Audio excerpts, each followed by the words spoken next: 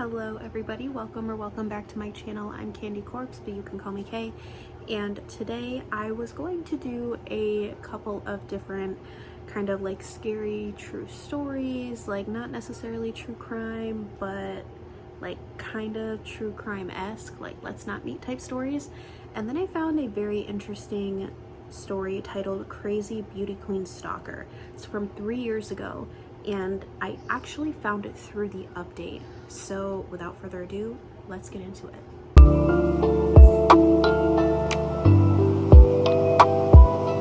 Make sure you grab a beverage, grab a snack, whatever you need to do. Get comfortable because this one is probably going to be a little bit longer than some of my other videos, and I think it's going to be very interesting. I have not read this yet, so this is going to be my genuine first reaction. I will be going over the initial post from 3 years ago, as well as the update posted about 20 days ago. All right, so as I said, this initial Theodore, sorry, all of my animals are in here right now. Theodore is in my lap. Hold on, let me show you. He's stepping on mommy's computer and pressing buttons, and he shouldn't be. Okay, now that he's in my... You cannot have my coffee. It's 3 a.m. I don't need coffee at 3 a.m. You don't need coffee at 3 a.m.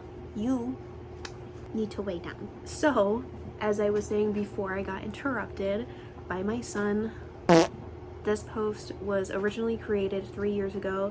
It was created by Throwaway Glitter Bomb. This is the profile right here. They have only posted 3 times in the last 3 years, this being their first post, and then at some point they posted something completely unrelated, and then a little over 20 days ago they posted an update to this story.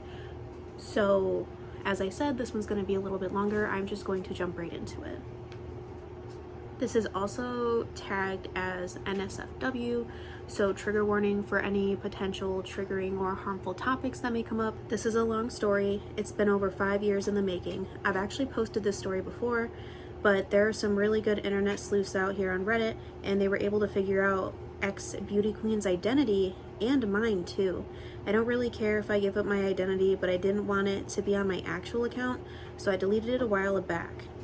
So yeah, this is a throwaway basically specifically for this. The catalyst for me to repost it today on a throwaway is that it's cathartic. Last week, yet another court date for ex-beauty queen stalker came and went. We'd been expecting things to proceed with her entering a plea of guilty or not guilty, but no such luck. All we got was another vague reason as to why she's not ready and a new court date issued months from now. There have been many court dates since she has been arrested. It's been over 18 months since she's been arrested for her continued stalking and harassment, and she still wants to drag things on to seemingly try and stay relevant in our lives. As an aside, the amount of court resources and taxpayers' monies that is wasted is actually really astounding. Anyway, on to the story. To recap, my husband dated a beauty queen title holder of a well-known pageant before me. They broke up long before we met. She was a statuesque blonde, very tall, a knockout in her day, in my opinion. This is somewhat important to the story, I guess, but while she was a dazzling pageant winner on the outside, on the inside, oh boy. She could be charming and beautiful if she needed you, but mostly she treated people around her terribly, including my husband, and he eventually broke it off with her. But she never went away. She would continue to call and email repeatedly, even after my husband and I had met. If anything, her calls increased. She would call over and over again, day and night, even after my husband, then boyfriend, blocked her number. She would ask for money and threaten to go to the police, claiming he abused her if he didn't give it to her. He obviously did not give her the money, and this made her very upset. The threats increased and became more malicious. When it didn't work, she would switch tactics and try sweetly asking him for help with certain projects she was trying to get off the ground. More accurately, have him do work for her and she take the credit, with the promise that if he did just this one last thing for her, she would go away. He did not reply, so she would go back to being malicious. Any tactic for attention, or for what she really wanted, money. My husband was terrified because, of course, While he never did anything to her, it would be her word over his, and he was terrified of it ruining his reputation and career. We unfortunately ended up at an event she also attended. She had been waiting for us to arrive and had placed herself near the entrance of the event. As we walked in, she stood across the room, looking me up and down, laughing and whispering in the ear of her date, making a point to try and make me uncomfortable. But that was okay. She was easily ignored until she ambushed me as I came out of the bathroom. She had clearly been waiting for a moment that I was alone. She towered over me. She is very tall. I had no intention of having it out with her as I'd hurriedly walked to find my husband, but she kept beside me, hunched over so she was at my eye level. I'm 5'5", her head turned towards me like a caricature of herself as she ambled beside me, smiling maniacally. "Where's your man?" she hissed in her heavy accent. Her eyes were black. She looked like out of a Tim Burton movie, hunched over with that crazy demonic smile. "Watch your back, Pug," she added, grinning. She liked to call me names like Pug because I own pugs, and I guess she thought it was an insult. What I didn't know then was while I was in the bathroom, she had walked over to my husband and had thrown her arm around him while he was in mid-conversation with someone and introduced herself as the man he was talking to, as if she and my husband were together. My husband unwrapped himself from her clutches and told her to beat it. She then beelined and waited for me to come out of the washroom. We stopped going to the parties. The last time we ran into her was at a funeral for a mutual friend. She followed me around at the wake as my husband, boyfriend at the time, was talking to the man's widow. I was talking to a friend and his wife. She walked right up and stood with us, joining us mid-conversation as if she were part of the group. It was unnerving, but also just bizarre. It was a funeral and I did not want to cause a scene. I silently picked my wine glass up off the bar and walked away, leaving her with the couple that I'd been speaking to and her staring at me with a smirk on her face. All in all, annoying but manageable. However, the emails, the calls, it never stopped. She would call my husband over and over, day and night, even though he had long blocked her number. She would drive by. I found my car keyed one night after I left outside, but obviously I couldn't prove it was her. But enough was enough.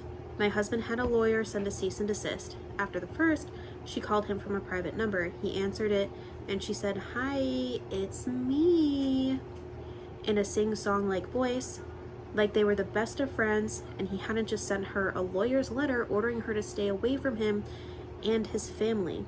He said nothing and hung up. Another cease and desist was sent, then a third.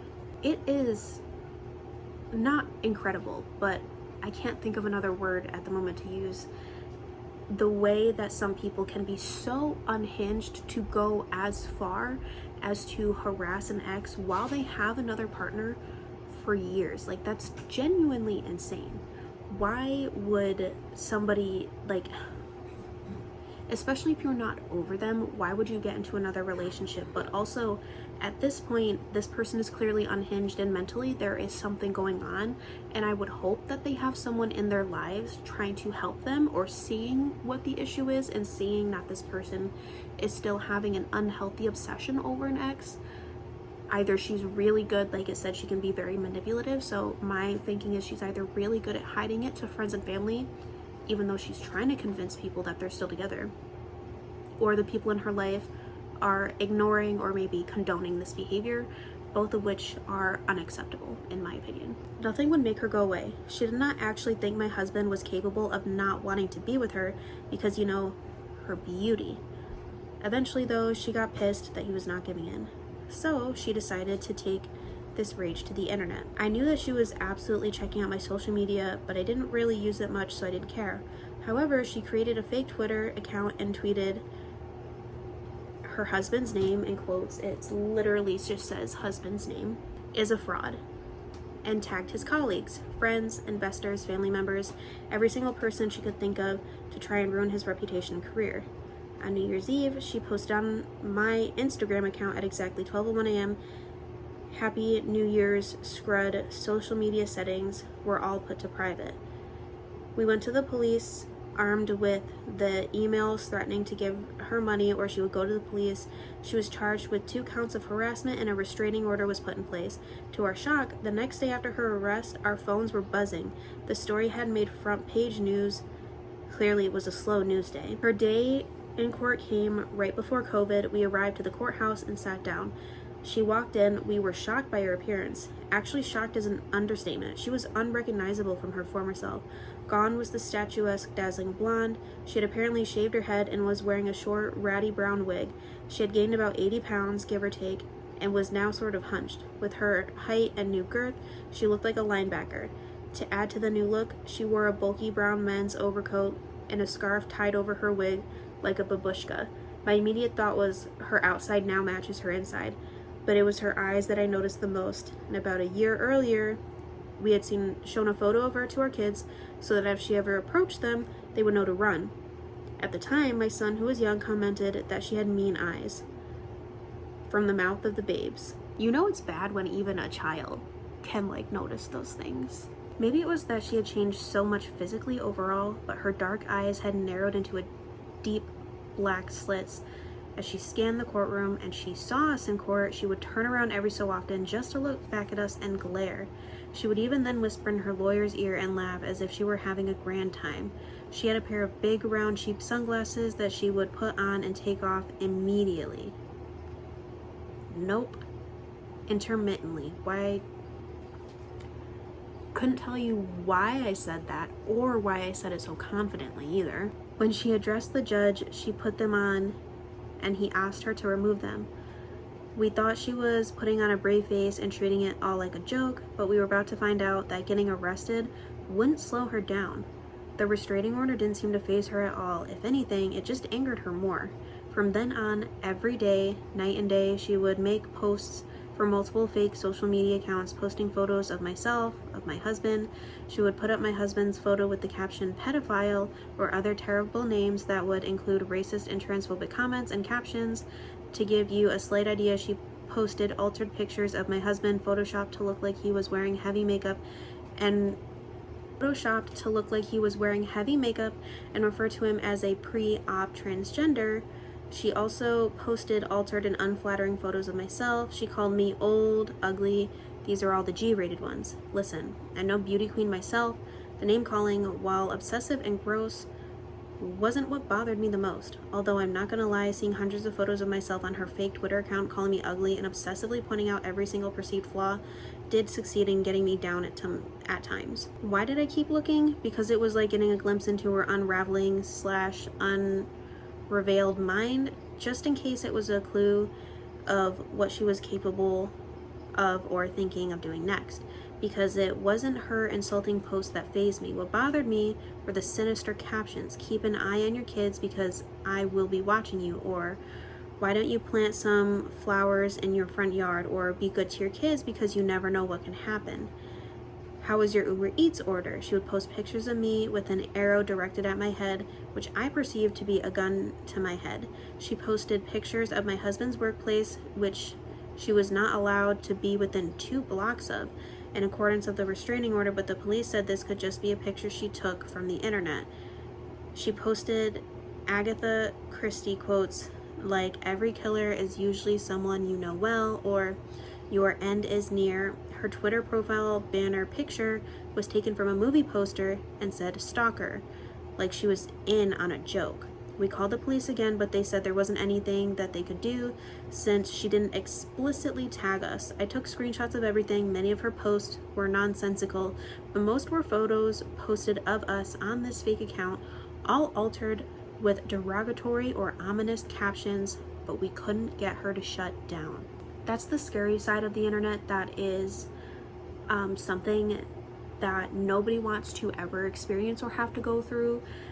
The way the internet can have a lot of amazing benefits towards a person, whether it's helping them be more social.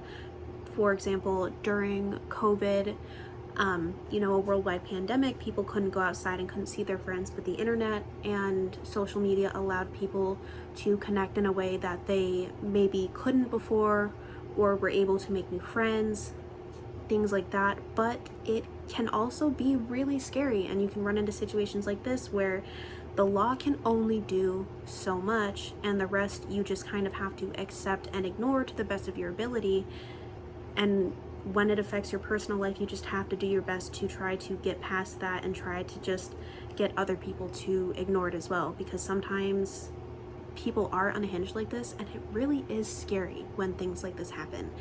And before anyone says that's not real, it's a fake post, things like this don't happen, they do. Things like this do happen, and it does have real consequences in real life. I became anxious anytime my kids were outside shooting hoops in the driveway. My elderly mother wouldn't take the baby out in the stroller, she was too scared. It affected all of our lives. Life became dramatic. Ex-beauty queen would taunt us with, "Catch me if you can." She posted, this is fucking gross. She posted close-ups of her dog's genitals or a piece of her dog's shit with my name beside it. The implication obvious. It bothered me. Now she had a dog, since I didn't think someone like her would even be capable of caring for a living thing.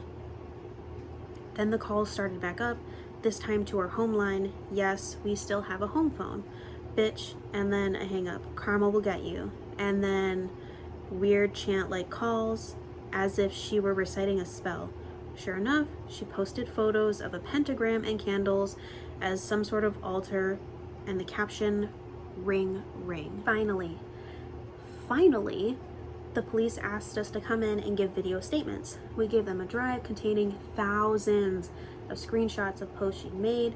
They arrested her again and charged her with 2 more counts of criminal harassment. My husband was angry at this point, but as a mama bear, I just wanted to get this over with. She mentioned the kids frequently and ominously many times in her online rants, also calling them rude names, which I won't repeat here because these are the things that upset me the most. The judge also issued a social media ban for her. By the time she was rearrested for the second time, her fake Twitter account, which was literally mostly insults or referred to as references of my family, had 16,000 tweets within a 3-month period. 16,000 in 3 months?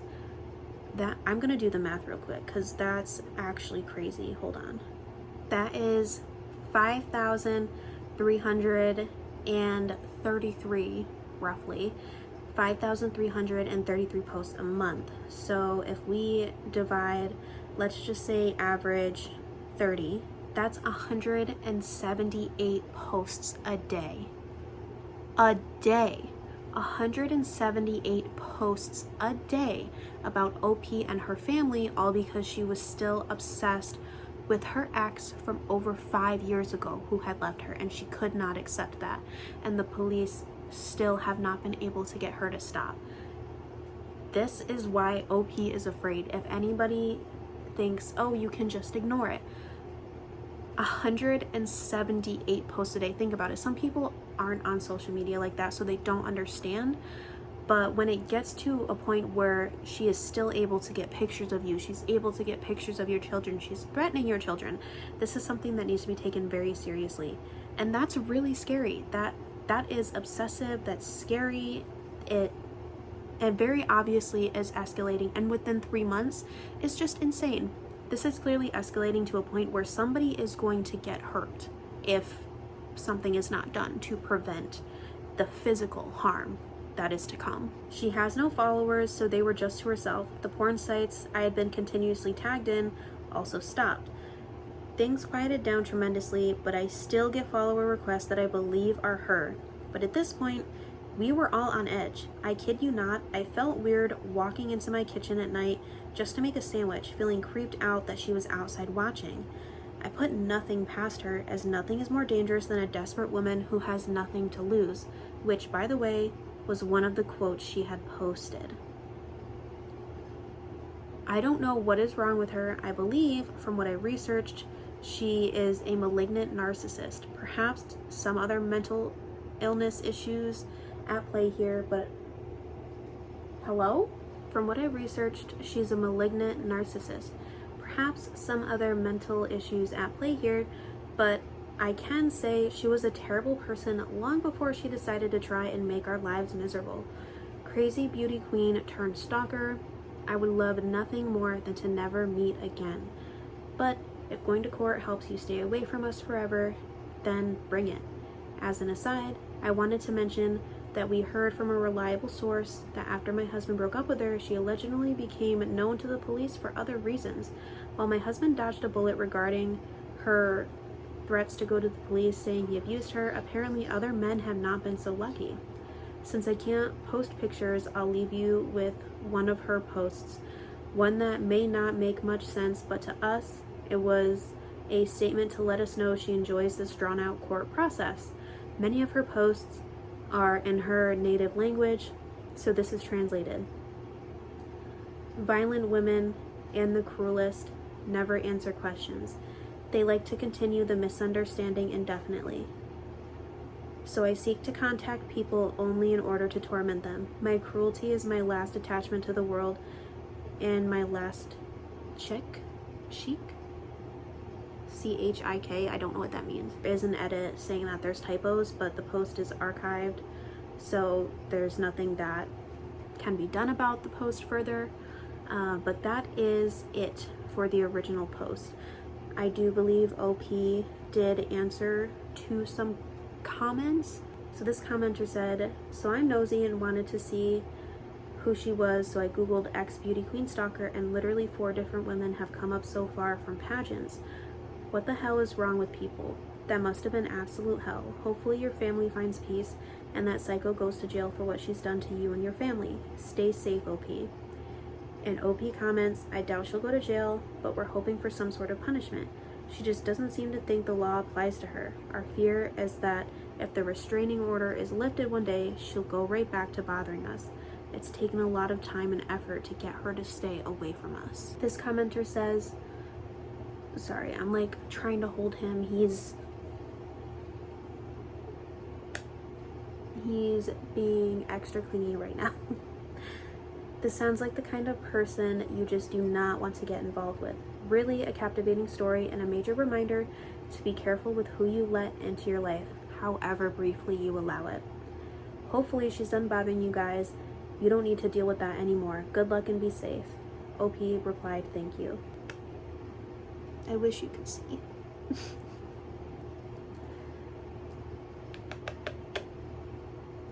I looked her up and I'm like 99% sure my family did some business with her. It didn't work out. Sad to learn she manipulated a couple grand out of a sweet lady who believed in her. She ruined her reputation fast like this. The short sight of narcissism tends to be their ruin. Also, the crazy eyes are real. And OP says, wow, I'm sorry to hear that happened to your family. I'm not sure whether it's the same woman, but sure does sound a lot like her. And what I've heard she's done to many trusting and nice people. So because of how long this video is, I am going to make a separate part for part 2. So in the meantime, let me know down in the comments what you think of stories like this, and if you would like me to continue doing multiple part series of the same stories, including all updates.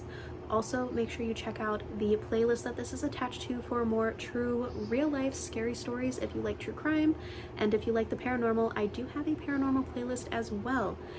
And I think that'll be it for tonight. Theodore is ready for me to go to bed, so I will feed Peppermint and edit this video and see you guys later.